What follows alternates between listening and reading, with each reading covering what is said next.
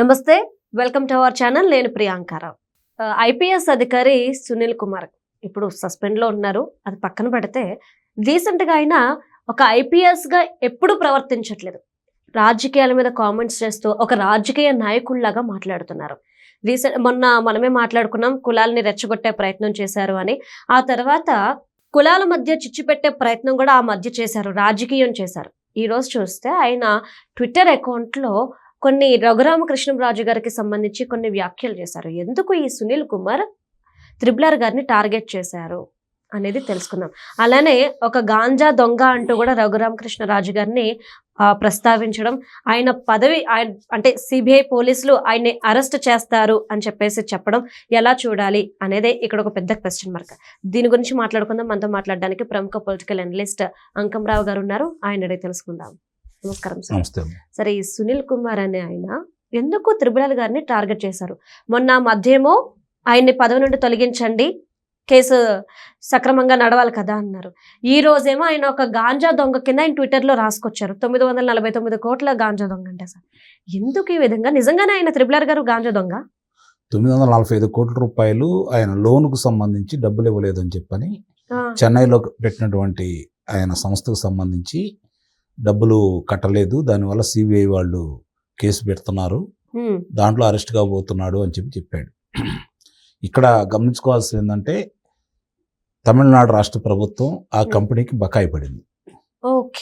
వాళ్ళ ఉత్పత్తులను వాళ్ళు తీసుకోకుండా ఆపేయటం కూడా జరిగింది. ఆ డబ్బులు దానికి రాలేదు కాబట్టి దాని మీద ఈరోజు రఘురామకృష్ణరాజు గారు న్యాయస్థానానికి వెళ్ళటం కూడా జరిగింది.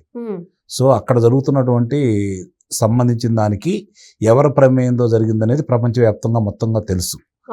ఆ రోజు జగన్మోహన్ రెడ్డికి వ్యతిరేకంగా గళమిప్పాడు కాబట్టి రఘురామకృష్ణరాజు గారిని ఆర్థికంగా ఇబ్బందులు పెట్టాలని, ఏదో చెయ్యాలని చెప్పని ఆ రోజు జగన్మోహన్ రెడ్డి చేసిన ప్రయత్నంలో భాగంగానే ఆ కేసు అనే విషయం అందరికి కూడా తెలుసు.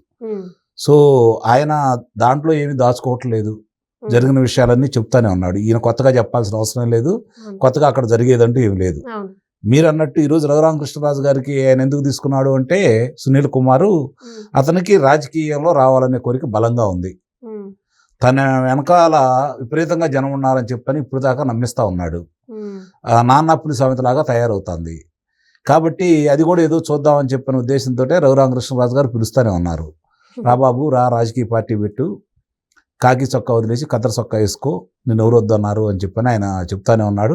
దానికి మాత్రం సమాధానం లేదు. ఇప్పుడు అతను తప్పు చేశాడా లేదా, వాళ్ళ అమ్మ క్రిస్టియన్ కాదా, లేదా అతను క్రిస్టియన్ కాదా, తప్పుడు ధృవీకరణ పత్రంతో ఉద్యోగం సంపాదించాడా లేదా, దాని గురించి మాట్లాడడం మీరు కావాలంటే చూడండి. అవును సార్, చాలా మంది ప్రశ్నలు వేస్తున్న సమాధానం ఎందుకంటే ఆ విషయంలో అతను దొరికిపోయాడు. అవన్నీ వాస్తవాలు కాబట్టి ఈ రోజు అతను అక్రమంగా ఎంత సంపాదించాడు, వేరే దేశానికి వెళ్తానని చెప్పిన పక్క దేశాలకు అతను అనుమతి లేకుండా వెళ్ళిన కేసు మీద ఇప్పుడు అతని మీద అభియోగం. సో ఇప్పుడు రఘురామకృష్ణరాజు గారి ఇష్యూలో కూడా మొదటి ముద్దాయి అతనే కాబట్టి ఈ రెండు ఎదుర్కొంటా ఉన్నాడు అతను. దీనికి సమాధానం చెప్పడు. నువ్వెందుకు ఒకసారికి వెళ్తానని చెప్పి వేరే దేశానికి ఎందుకు వెళ్ళావు అనే దాని మీద సమాధానం చెప్పడు. నువ్వు చీరాలు కావచ్చు, లేకపోతే బాపట్ల బీచ్లో కూర్చొని నువ్వు చేసినటువంటి సెటిల్మెంట్లు ఏమనే దాని మీద గురించి ఏం మాట్లాడు. నీ అనుచరుడే కదా తులసిబాబు, నీ బెనామీ కదా తులసిబాబు అని చెప్పారంటే దాని గురించి మాట్లాడు, తులసిబాబు గురించి మాట్లాడు. ఏకాడికి రఘురామకృష్ణరాజు గారి మీద ఎందుకు అంటున్నాడంటే, ఈ రోజు రఘురామకృష్ణరాజు గారు ఏదన్నా పట్టుకుంటే వదిలిపెట్టే మనిషి కాదు.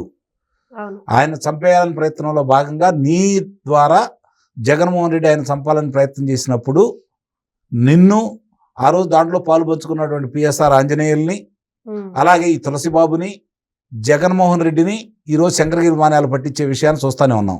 ఇందులో తులసిబాబు ఒక్కడే ఈరోజు తెలుగుదేశం పార్టీ వాళ్ళ దగ్గర ఉండి కొంచెం అతను ఇంకా పెత్తనం చేస్తున్నాడు.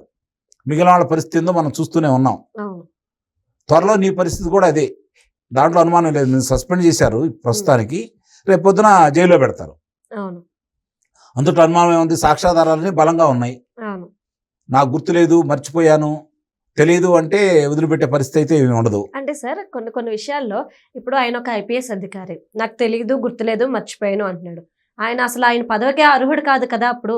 మరి రఘురామకృష్ణన్ గారి కేసుల గురించి ఎట్లా బయటకు వచ్చి మాట్లాడుతున్నారు? అయ్యి ఎలా గుర్తుంటున్నాయి?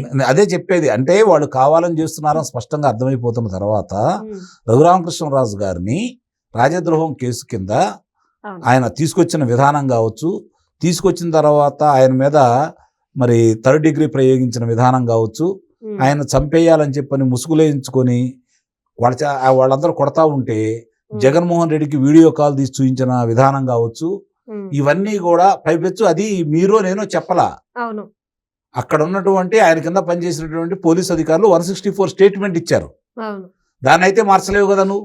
ఉమ్, ఇప్పటికి ఆలస్యమైంది. ఆలస్యం అవడానికి నీ వెనకమాల ఏదో సంస్థ ఉంది, స్వచ్ఛంద సంస్థ ఉంది, నువ్వు నీ వెనకమాల పెద్ద జనాభా ఉన్నారు, ఒక మతం అంతా నీ ఎమ్మట ఉంది అన్న ఉద్దేశాన్ని కలిగిస్తున్నావు నువ్వు. ఆ కలిగించిన దాన్ని నమ్మారు ఇప్పుడు దాకా, ఉమ్, కానీ నీ ఎమ్మటే ఊరు లేరని ఇప్పుడే అర్థమైపోయింది. ఉమ్, రెండవది, ఈరోజు ఇందాక మీరు చెప్పినట్టు మామూలుగా మీటింగ్ ఏర్పాటు చేసి కాపులకు ముఖ్యమంత్రి కావాలి, మేము ఉప ముఖ్యమంత్రి తీసుకుంటాం, అది ఇది అని చెప్పని మాట్లాడుతూ ఉన్నాడు. ఉమ్, ఇప్పుడు ఇక్కడ జరుగుతున్న విషయాలన్నీ కూడా చూసుకుంటా ఉంటే ఉమ్, రాజకీయ కోణంలోంచి మాత్రమే మాట్లాడుతున్నాడు అతను. ఓకే. ఒక ఐపీఎస్ అధికారిగా అతని మీద వచ్చినటువంటి అభియోగాల గురించి కావచ్చు, లేకపోతే అతను క్రిస్టియన్గా ఉండి ఆ స్థాయిలో రిజర్వేషన్ పొందిన విధానం గురించి కావచ్చు, ఆ సర్టిఫికెట్ గురించి కావచ్చు మాట్లాడట్లా. ఉమ్, ఎందుకంటే మాట్లాడడానికి ఏం లేవు, అవి వాస్తవాలు కాబట్టి. ఉమ్, ఈరోజు దానికి సంబంధించిన విషయాలన్నీ కూడా రఘురామకృష్ణరాజు గారు బయటపెట్టారు కాబట్టి, ఉద్యోగానికి సంబంధించి ఇప్పటివరకు జీతభత్యాలు కావచ్చు, లేకపోతే దాన్ని మోసం చేసినందుకు కావచ్చు, అతనికి ఇంకా పెద్ద శిక్ష పడింది కాబట్టి ఉమ్, దాని గురించి అయితే మాట్లాడు. దాని గురించి ఇప్పటివరకు క్లారిఫికేషన్ ఇవ్వడు. ఇది అతని వెనకమాల ఎవరున్నారు అనేది ప్రపంచం అందా తెలుసు. ఉమ్, ఎవరు అతన్ని ప్రోత్సహిస్తున్నారు, ఎవరు అండదండలు ఇస్తున్నారు, ఎవరు మాట్లాడిస్తున్నారు అని కూడా తెలుసు. ఉమ్, అది ఈరోజు మనం దాచుకోవాల్సిన అవసరం లేదు. రఘురామకృష్ణరాజు గారు కూడా చాలా స్పష్టంగా చెబుతానే ఉన్నారు. ఉమ్, ఇప్పుడు రఘురామకృష్ణరాజు గారు కాబట్టి ఇన్ని విషయాలు వెలుగు చూపినాయి. అదే సామాన్యుడి పరిస్థితి ఏంటి? చాలామందిని చేశారు వాళ్ళు, కానీ వాళ్ళందరూ ఈ విధంగా ఎదుర్కోలేదుగా. జగన్మోహన్ రెడ్డిని కావచ్చు, పోలీసులను కావచ్చు.